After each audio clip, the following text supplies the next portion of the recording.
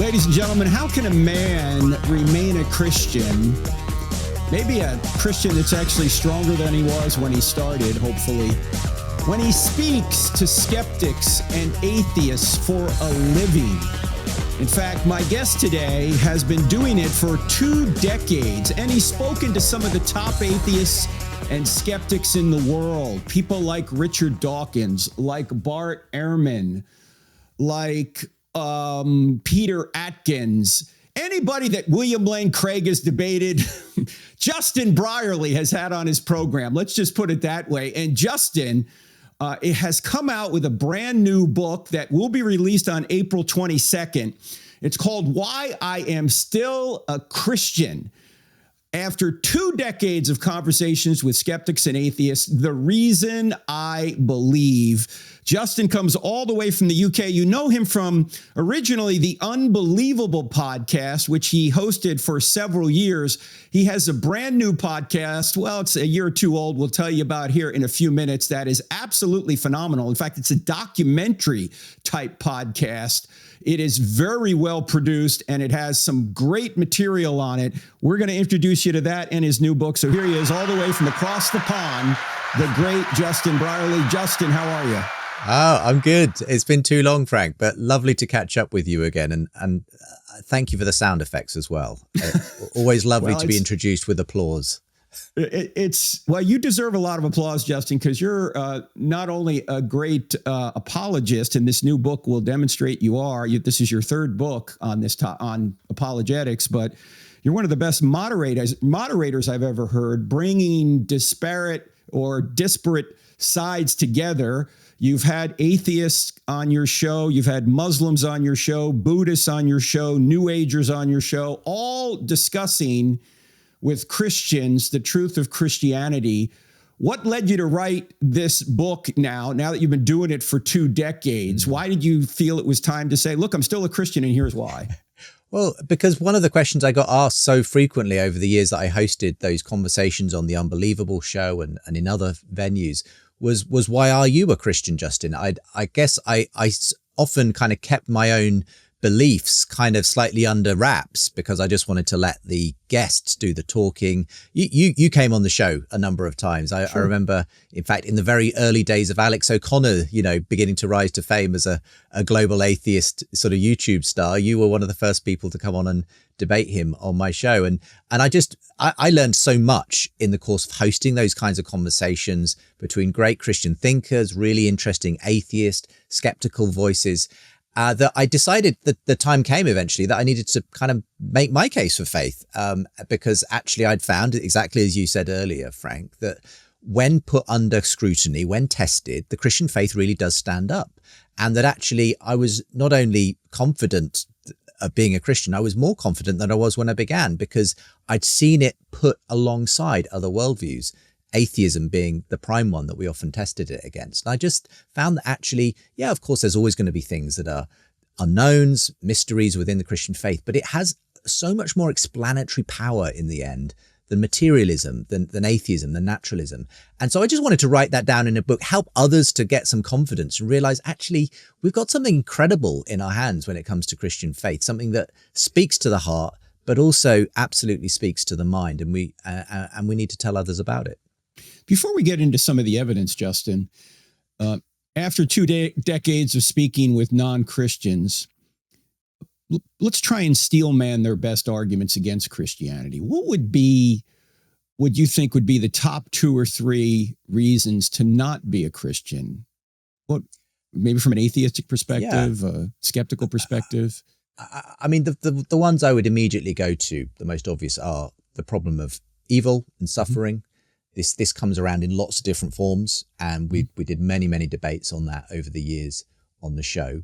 And that's kind of the most natural one, probably, that most people will reach for. I think that the second reason that a lot of people will give is just that they don't believe there's evidence, in a sense. They haven't been presented with any good reasons. And so they perhaps have just imbibed, a view that God is something you just have to kind of summon up some kind of faith to believe in, despite the fact that there's no evidence out there. You might also call that the hiddenness of God, the fact that well, if God is real, then surely it should be more obvious, so that might be the second way.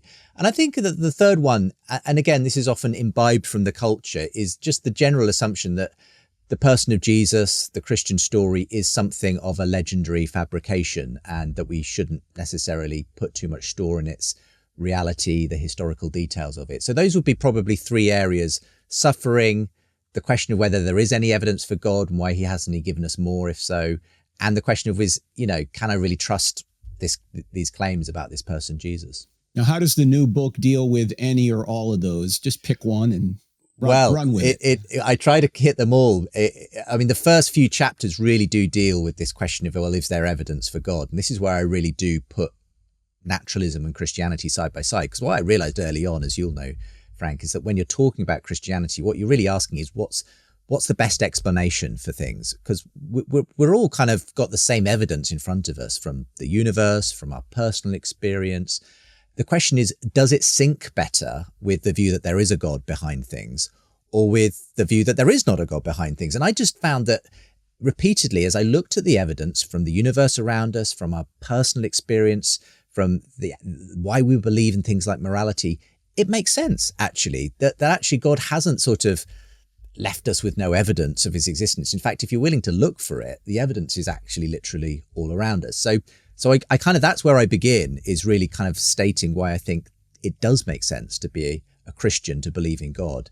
But then obviously you're going to come to those big questions about, well, how has this God revealed himself to us? Is there, any evidence that Jesus is who he claimed to be? And that's where I really delve into some of those classic apologetics arguments for the reliability of Scripture, and of course, most importantly, for the resurrection of Jesus Christ, that actually it's the best, again, going back to that idea, the best explanation is that the events surrounding the resurrection are explained in the way that the first disciples claimed, that a man had come back to life.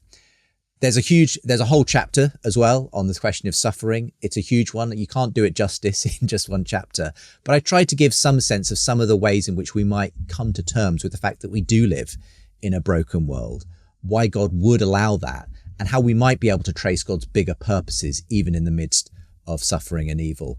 And I hope with all of that in mind, people can see that actually Christianity is a really important intellectual option on the table, and I think increasingly so for people in our age. It's interesting that atheists would say there's no evidence. Doesn't that seem to presuppose that this is an orderly universe and the universe is rationally intelligible, that we can find evidence? I mean, not just for God, but for anything. Why can we even ascertain truths outside our skulls? I know our mutual friend, and you've had him on the program many times, John Lennox, talks about this quite a bit. Yeah. Why is the universe rationally intelligible to begin with?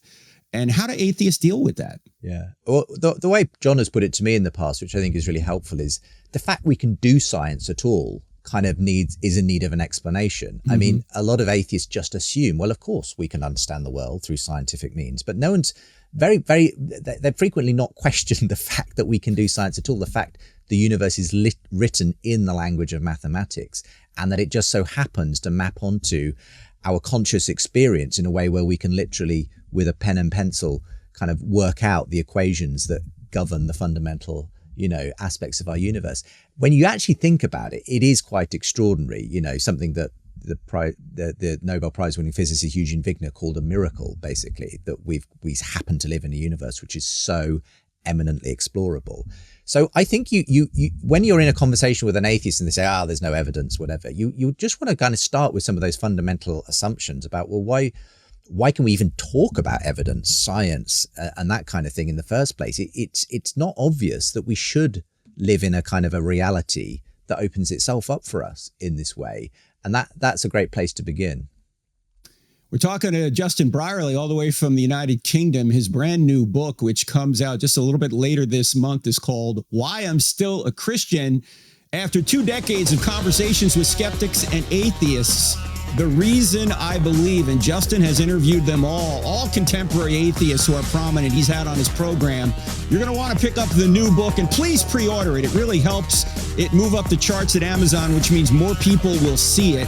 So check out Why I'm Still a Christian. We have 3 more segments with Justin. Don't go anywhere. We're back in 2 minutes. You're listening to I Don't Have Enough Faith to Be an Atheist.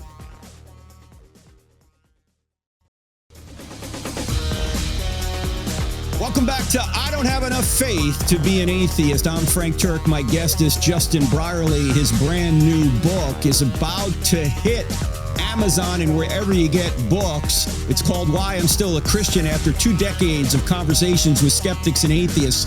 The reason I believe. You're going to want to get a copy. It also talks a little bit about deconstruction, which we'll get to here in a little bit. But I want to mention this weekend, I will be at Calvary Chapel in Albuquerque. In fact, this Saturday, so tomorrow, if you're listening to this on Friday, I will be with my friends Natasha Crane and Elisa Childers. We're doing the Unshaken Conference at Calvary Albuquerque. Then I'll be speaking at all of the services. Well, there's a service Saturday night and then a couple on Sunday morning out there. That's the great Skip Heitzig's Church. Then the following week, I'll be in Xena, Ohio at Xena Nazarene Church. Then we're doing Wright State University on the 14th of April. All of our schedules are up at crossexamine.org. Check them out right there. Let me go back to my guest, Justin Brierley. Justin, let's talk about some evidence for God in the new book. What are some of the arguments you give forth to show that God does exist? Well, one of my favorite arguments, not necessarily because it's the best, but I think it's the one that kind of immediately captures the attention of a skeptic is the argument from the fine-tuning of the universe. And again, you and many listeners may be familiar with this, Frank, but what's been noticeable to me is that a video I produced several years ago now has had about 3 million views online. And it's just a very simple kind of 4-minute video explaining this concept of the fine-tuning of the universe. But I've seen this kind of argument sort of really take root with like one of my sons, who, when he was kind of having conversations with skeptical school friends, I said, send them this video. And it just kind of something clicked. It was like, yeah, this makes sense. It makes, and just to very briefly boil down what I said in that video, it was, I kind of used the analogy of throwing a die. Okay. And I said, what's the chances of throwing a 6? Well, it's obviously 1 in 6 when you throw a die. Well, what's the chances of throwing 2 6s in a row? Well, it's 1 in 6 times by 1 in 6, which is 1 in 36. So less likely. And I said, okay, what would be the odds of throwing 76s in a row? Okay. And it turns out it's about 1 in 10 to the 60, okay, which is a very large number. It's very extremely unlikely that you would throw that many 6s in a row. And I got a mathematician friend to work it out for me and said, if you stood here rolling this dice, how long on average would you have to roll it for before hitting that lucky streak and rolling 76s in a row? And he basically gave me a number so huge that I couldn't really kind of fit it on the page. It was like 100 trillion years, basically.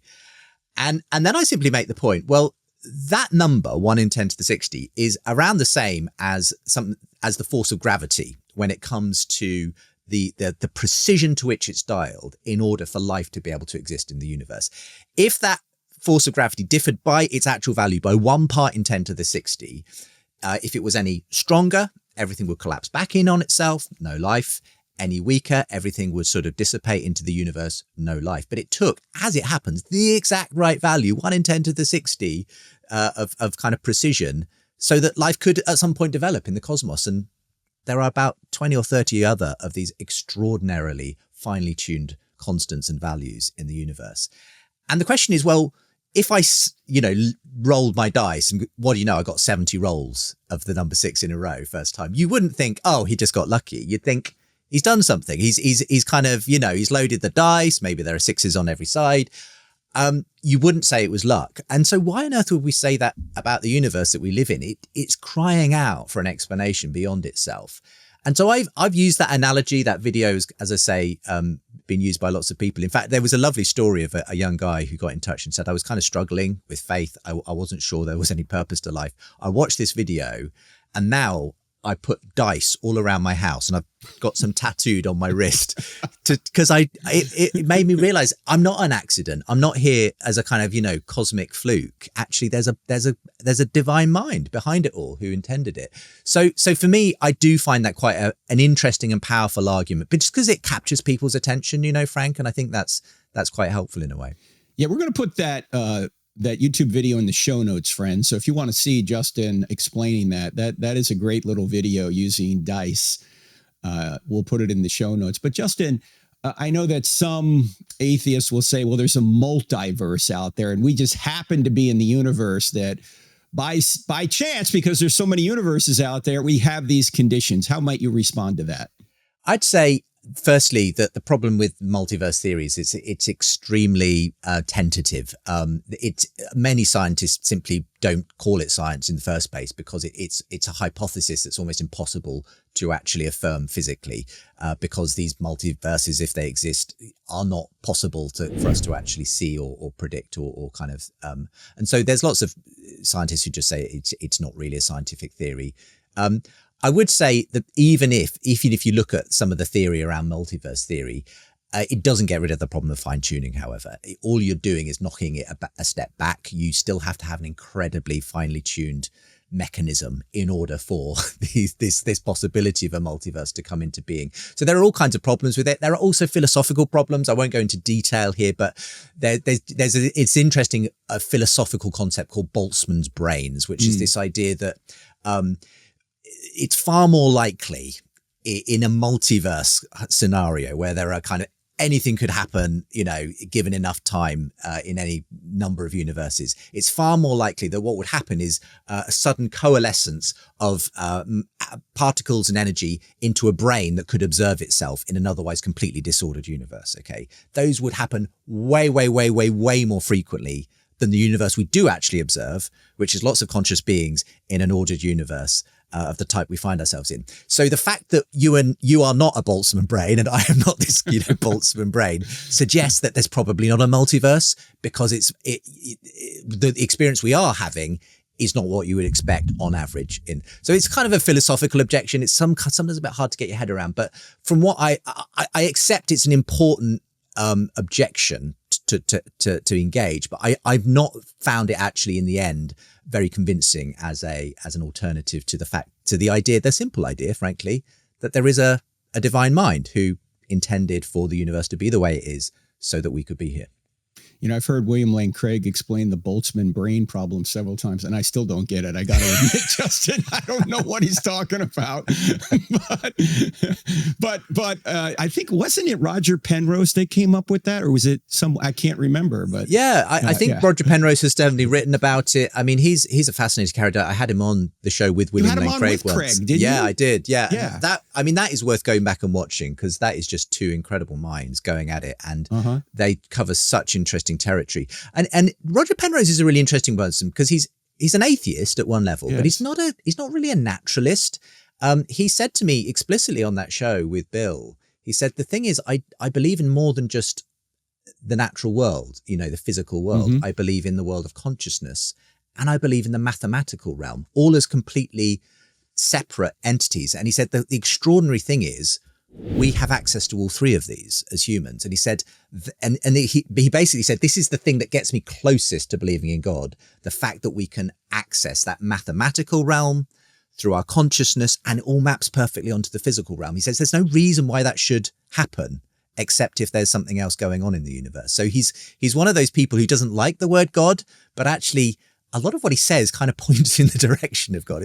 And Bill was great at kind of teasing that out in that conversation. Yes, I remember. If I remember correctly, correct me if I'm wrong, but I think you kind of said the same thing, except he put it in 3 M's. He said we have material, mind, and mathematics. Yeah, exactly. And I'm trying to integrate those three things. And Bill Craig is sitting next to him going, theism integrates those three things. Well, he's saying, mind is the one that integrates them, but we're talking about a mind that encapsulates the whole thing in the mind of God. And I think that is a really helpful way of kind of sort of making sense of this conundrum that Roger Penrose finds himself in.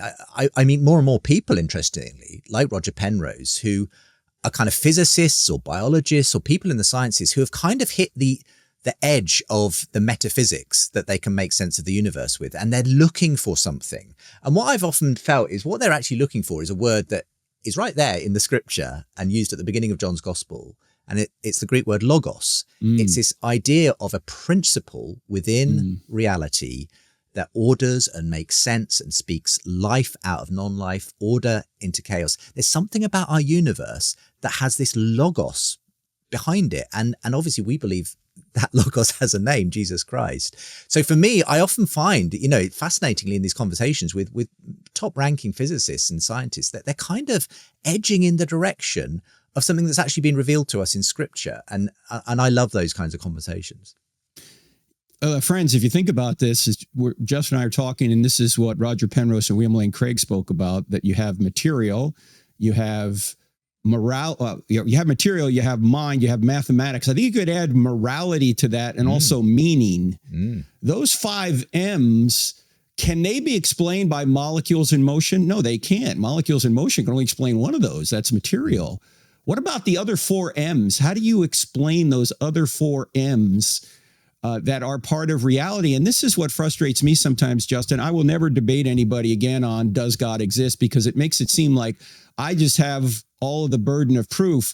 I prefer now to debate, and this is my second debate with Hitchens and some other folks, what better explains reality, theism or atheism?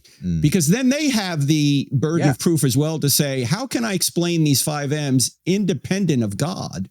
And I don't know if they have a viable way of doing that. Yeah. I really appreciate that way of doing it. I kind of, as I said earlier, came to that realization early on hosting these conversations that it was unfair actually for the Christian to take on all the burden of proof, because actually we all come to life with a worldview. And the question is whose worldview makes better sense of the things. And so actually putting atheism or naturalism in conversation with Christianity is a much better way of doing it, because then you get to ask questions back like, well, how do you make sense of this very deep-seated sense of the moral order of things if we are just ultimately, these clever chemical brains fizzing? It's very hard to see where morality comes from in that instance. I even, in my conversations with Alex O'Connor, who you've engaged with as well, he's a determinist.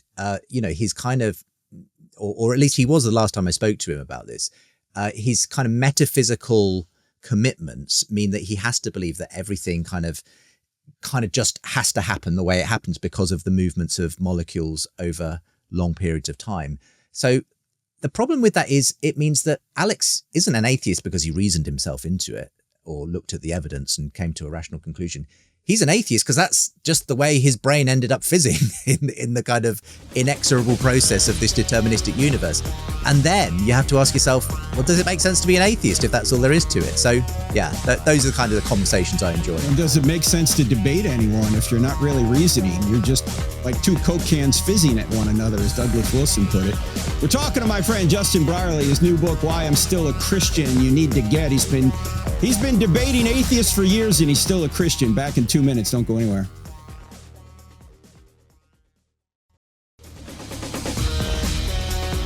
Ladies and gentlemen, one of the challenges we all have as parents or even grandparents is teaching our kids the truth about Christianity and the virtues that are supposed to come from it.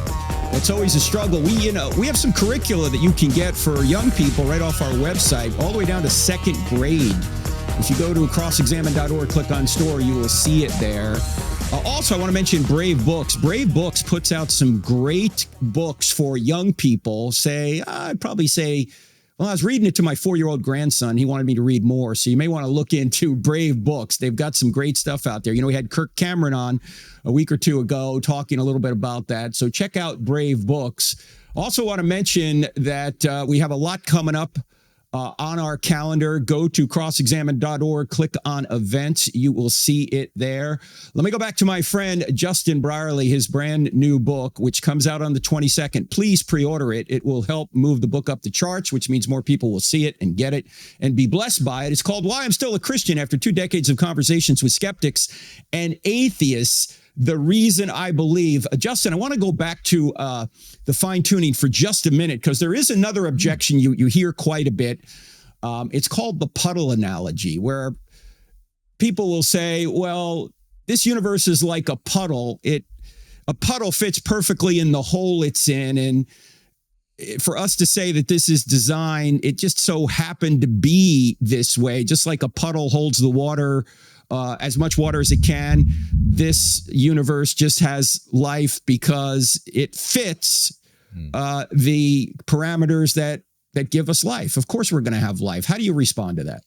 Well, Douglas Adams, the science fiction writer, was the person who kind of first proposed this, and it says, oh, it's like a puddle saying, look how perfectly suited I am to this, to this hole. Whereas, of course, what is happening is the water's just filling whatever the shape of the hole is but that just doesn't work with the fine tuning of the universe, unfortunately, because, it's not that, life will always find a way, as Jeff Goldblum character says in Jurassic Park. No, life can't find a way if there isn't such a thing as chemistry in the first place. Life can't find a way if there isn't carbon. You have to have some fairly fundamental aspects of physical reality for even the possibility of life to get going. Now there's a whole other conversation on what it actually took for life to get going on planet Earth and just the extraordinary complexity of the first self-replicating DNA molecule. But just putting that aside, just getting basic chemistry requires an inordinate amount of fine-tuning.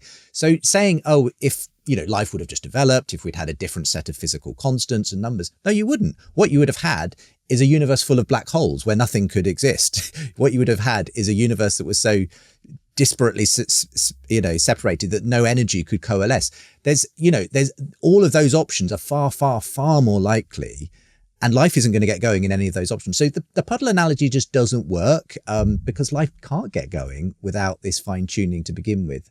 I think a lot of people have this misapprehension because they've kind of maybe had a slightly facile introduction to this through something like, the Douglas Adams kind of objection. But when you look at it, it just doesn't literally hold water, if you'll it doesn't hold water. Forgive Very the good. pun. You may remember maybe about a decade ago, it was Richard Dawkins and Lawrence Krauss kind of doing a book tour or a tour around to certain colleges where they were talking about how great atheism is and why they're atheists. But at one point, they said, one could make a case that there's a deistic God, essentially, a God who created the universe and then left it. Not a case that we would accept, they said, but one could make a case. Because I remember Dawkins saying the hardest argument to answer is the fine-tuning argument. Yeah. And so did the late Christopher Hitchens. He said the same thing, and I know others have. So they say, there could be a designer out there, but he just doesn't get involved. Now, it seems to me that deism's a lot closer to theism. And it also seems to me that perhaps one of the reasons they can't go from deism to theism is because a theistic God brings morality with him. And morality appears to be the issue with some atheists. Have you found that is often their objection, that they don't think there's moral accountability, or at least they don't want it? Yeah, I think this is often what's underlying sometimes some of the intellectual objections. I had exactly the same conversation with Richard Dawkins on a show that I brought him onto, where he said, if you were to present an argument that for me would tilt me slightly in the direction, it would be this fine tuning argument. Then he kind of tried to get out of it by saying, but then if you have a God, you'd have to explain that God and da da da. And again, it's not a good counter argument to fine tuning but yeah, I think underlying that objection, I think you're right, is a deistic kind of God who sets things off and then stands back and takes no further interest in creation is sort of almost acceptable to some people because that doesn't make any moral demands on me. But a God who engages with his creation and who even comes and becomes part of his creation in the Christian story, that is a little bit more threatening. As C.S. Lewis said, a God of the philosophers or who stands off at some distance is unthreatening. It's a tame kind of God. But a God who is on the other end of the line, who is pulling on the string, that can be very scary to people because suddenly that makes personal demands upon me. So I do think that, I don't want to attribute motivations to people necessarily, but I do think often that does underlie some of the skeptical objections that people really don't want the God that they're. Coming back to Christopher Hitchens, if you don't mind me saying, it always struck me whenever he said this thing about, well, if I do get to heaven and I'm met with a divine North Korean dictator like God, I shall say, I spit in your face. I don't want to worship a monster like you. And I just end up thinking, you know what? That's not going to be the situation when you get there. That really is not going to be the situation. And frankly, it betrays, I think, the fact that for all of his intellectual objections to God, to some extent, Hitchens didn't maybe want there to be a God. It would have been too much of a kind of sense that he had to get off his own throne and surrender to something bigger than his intellect. So that, again, I'm slightly, guessing at some of his motivations there, but it always struck me. Well, you don't have to guess when he tells you. Yeah. I mean, because I ended both debates with him saying Christopher Hitchens' entire case is there is no God and I hate him. But Jesus said there is a Christopher Hitchens and I love him, because Hitchens was brilliant and fun to listen. I loved listening to him during the debates I had with him. I see he was evidence of a divine being, Christopher Hitchens. I mean, he was just such a unique individual that his own existence points to a God, and a God that gave him the free will to reject him. Yeah. And I'd be fascinated, if he were still with us, what would Hitchens be saying now? Because when I look at the fact that one of his best friends in that New Atheist speaking circuit, Ayaan Hirsi Ali, is now a Christian. When I look at the change in the atmosphere around God talk in secular circles, I just wonder whether Christopher Hitchens might realize he kind of overreached when it came to his denial of God, and whether you might even see a different kind of a perspective from him. Who knows? But I just fascinated to know what he would make of where the ground lies now in terms of the way things have shifted in the conversation. Which is a perfect segue to tell our listeners here, Justin, about your brilliant podcast called The Surprising Rebirth of Belief in God. And you were a little bit ahead of the curve on this when you said this, and you actually wrote a book by the same title a few years ago. It is quite interesting now how intellectuals who have been resistant to God appear to be moving toward the Christian God, if for no other reason, practical reasons, but maybe even philosophical and evidentiary reasons. What have you discovered, and what is your podcast all about? So the podcast series really does reflect the book of the same title, The Surprising Rebirth of Belief in God. And it's sort of encapsulated in the strapline of the book, which is why new atheism grew old and secular thinkers are considering Christianity again. And very briefly, it's the way in which I've seen these conversations change in the 2 decades that I've been hosting them. And the new atheism ultimately didn't answer people's fundamental questions about life, about meaning and purpose and identity. And into this gap have stepped all these interesting secular thinkers who are pointing people back towards faith, people like Jordan Peterson and the historian Tom Holland and others.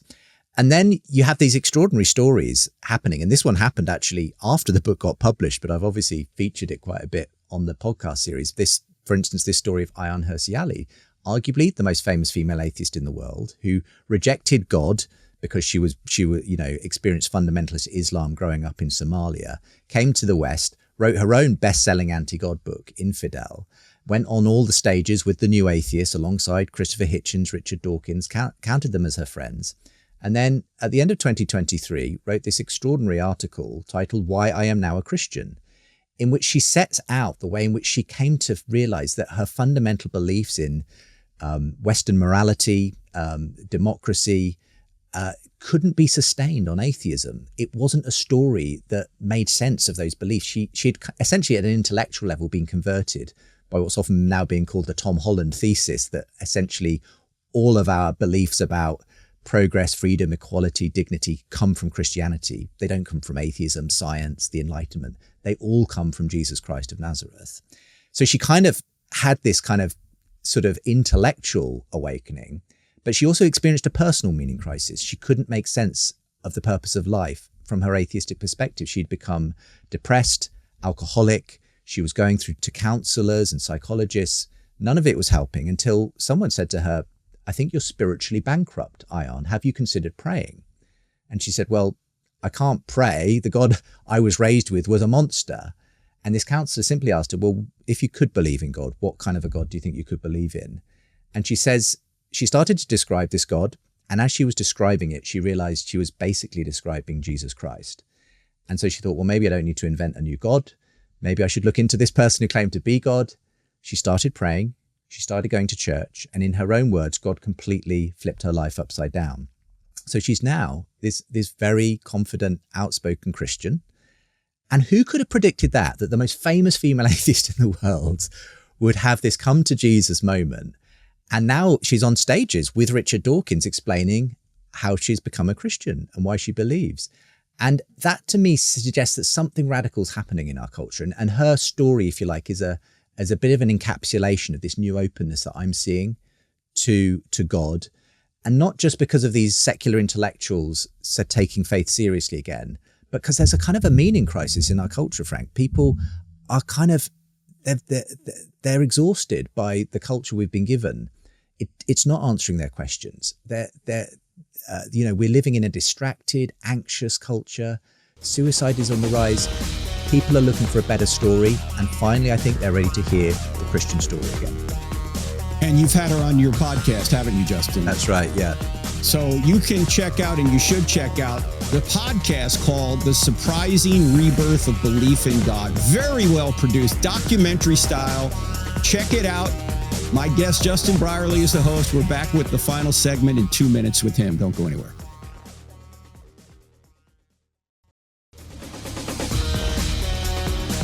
Welcome back to I Don't Have Enough Faith to Be an Atheist on the American Family Radio Network. My guest, Justin Brierley, all the way from the UK. His new book, Why I'm Still a Christian After Decades of Conversations with Skeptics and Atheists. The reason I believe, we've been going through some of the evidence in the book. Of course, we're just touching on it.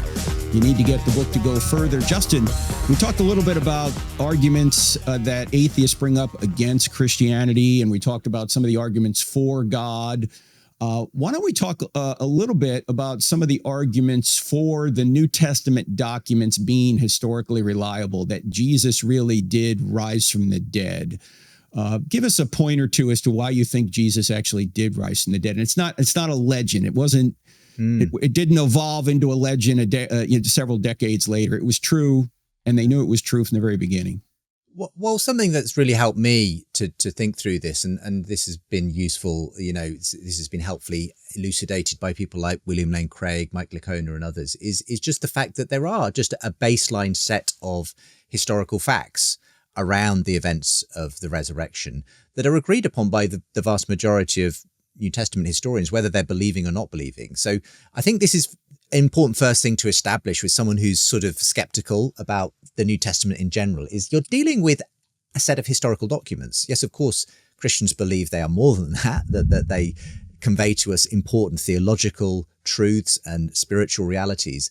But even people who are not Christians can engage the New Testament and just have in their hands a really helpful set of first century documents that help them to understand the world of those people.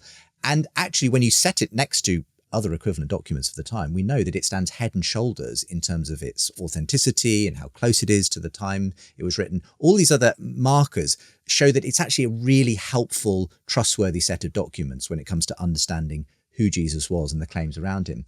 So you can just look at the kind of agreed upon facts. These would include that Jesus died by Roman crucifixion.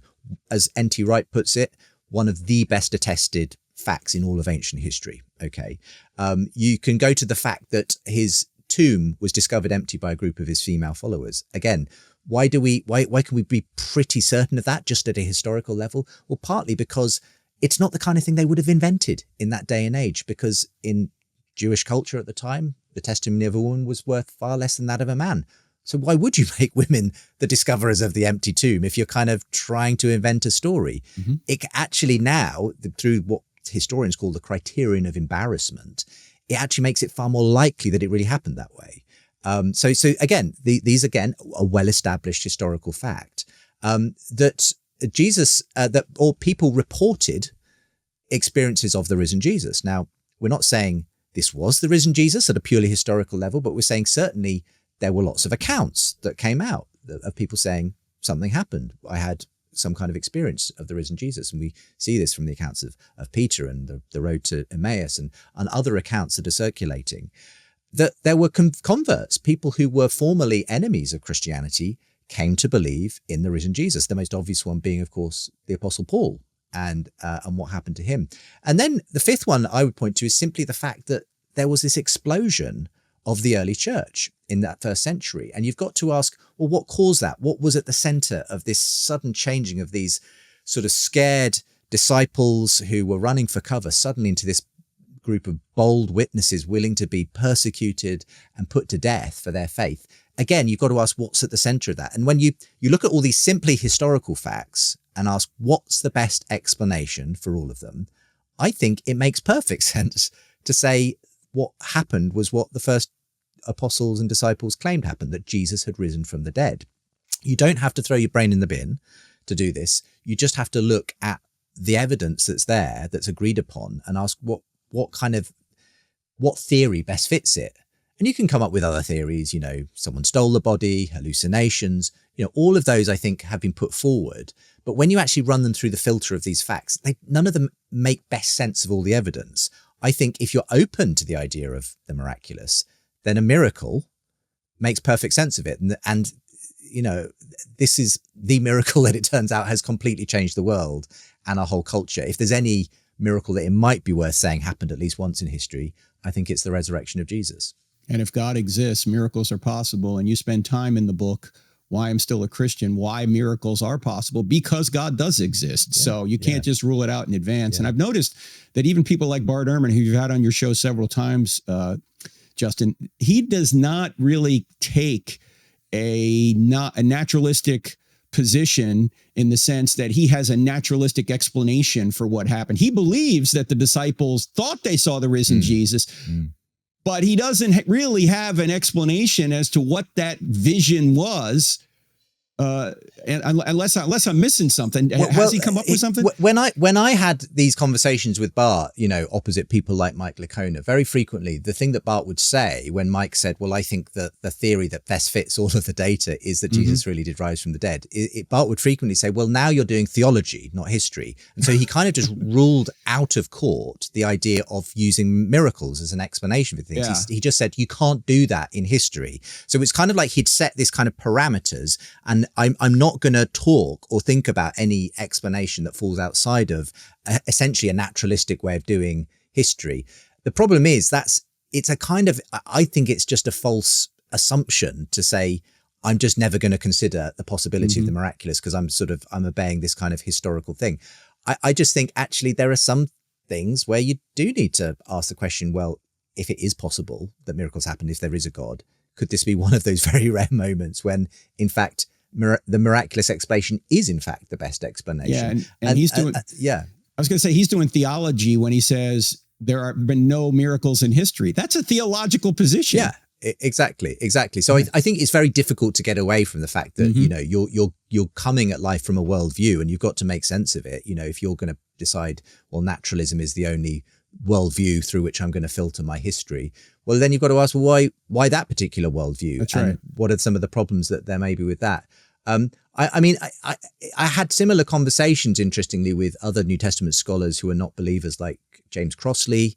I got him in conversation with Gary Habermas about these issues. And again, he's someone who says, actually, I absolutely believe the disciples had experiences of the risen Jesus. I don't dispute that.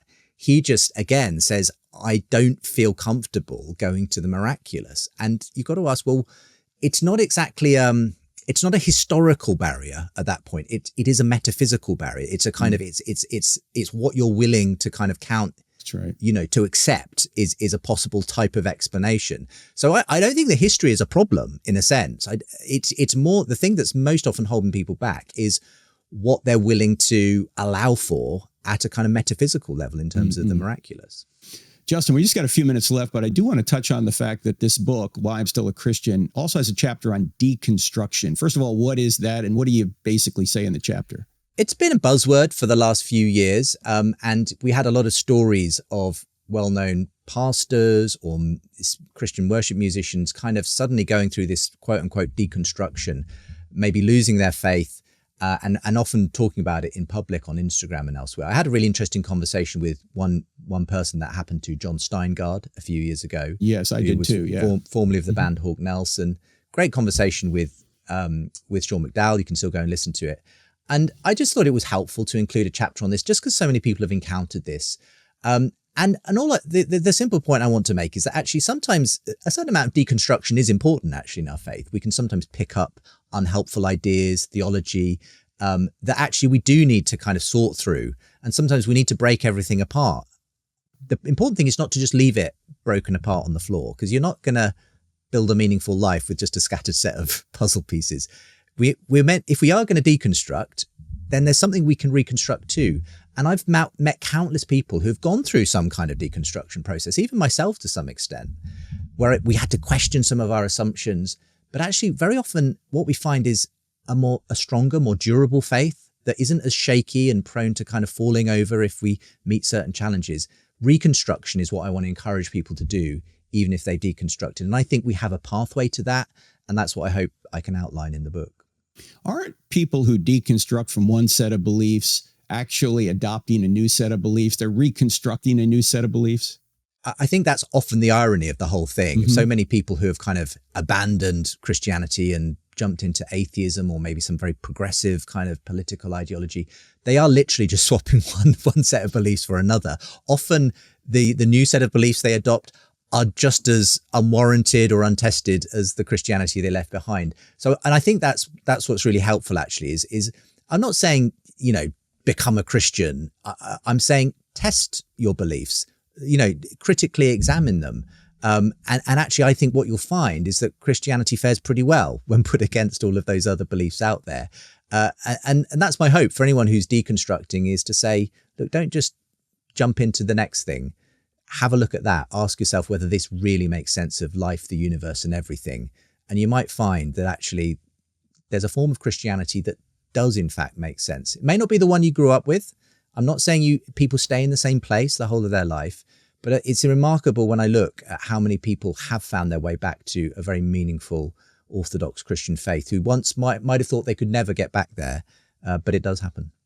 That's what the Surprising Rebirth of Belief in God podcast will show you, ladies and gentlemen. Very well produced by my guest today, Justin Brierley. Also pick up his new book, pre-order it if you will, Why I'm Still a Christian After Decades of Conversations with Skeptics and Atheists, The Reason I Believe. Justin, if people want to learn more about what you're doing and maybe even support your work, where do they go?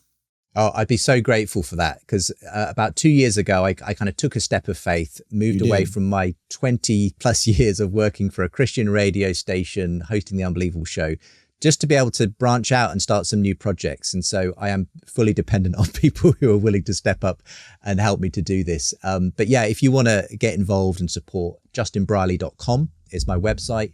We've even got a way that you can do that as a US tax deductible donation as well. And I can tell you, I'm just blown away by some of the stories and testimonies that are coming in now. People who have been kind of wandering in a kind of agnostic wilderness for a long time, and suddenly things have come together because they've listened to the podcast, they've read the book. So justinbrierley.com is the place. Thank you so much, Justin. Great work.